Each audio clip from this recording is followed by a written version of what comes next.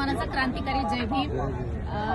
आपण सगळेजण मी रमाई या एकपात्री नाटकाच्या माध्यमातून मला प्रचंड कौतुकाची थाप देत आहात आणि मी आज एक अशा व्यक्तिमत्वाला भेटलेले आहे की ज्यांना फक्त मी सोशल मीडियावरच पाहत होते आणि आज 31 डिसेंबर 2025 रोजी मी भीमा कोरेगाव या ठिकाणी आलेली आहे आणि आज मी जगदीश ओहोळ सरांना भेटलेली आहे आणि खूप आनंद झाला सर तुम्हाला भेटून।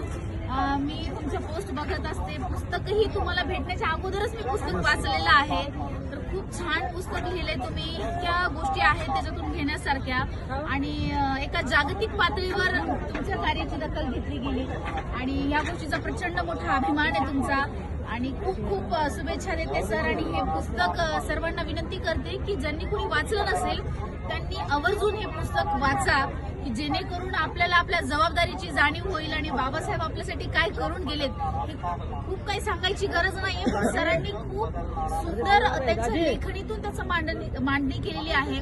सगळ्यांना माझी एवढीच विनंती आहे की सगळ्यांनी पुस्तक वाचा आणि सर तुम्हाला खूप खूप शुभेच्छा आणि तुमची कलाकृती आणि तुमचं जे इथपर्यंत काम पोहोचलंय कोलंबिया विद्यापीठासारख्या ठिकाणी तुम्ही याचं प्रकाशन केलंय सर, तर अभिमानाची गोष्ट आहे की मला वाटते की मराठीतलं हे सगळ्यात पहिलं पुस्तक आहे बाबासाहेबांचं की जे तिथे प्रकाशित झालेलं आहे, तर याचा समाजाला खूप अभिमान आहे सर आणि माझ्याकडून खूप खूप शुभेच्छा तुम्हाला। थँक्यू ताई।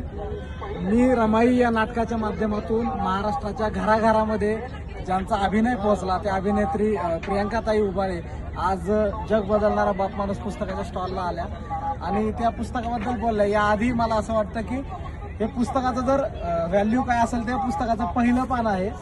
मला अनेक जण विचारतात, याचं जे पहिलं पान आहे ह्या पुस्तकाच्या पहिल्या पानाला सगळ्यात जास्त व्हॅल्यू मी देतो आणि हे पहिलं पान जे आहे ते आहे हे पुस्तक रमाईला समर्पित केलेलं आहे।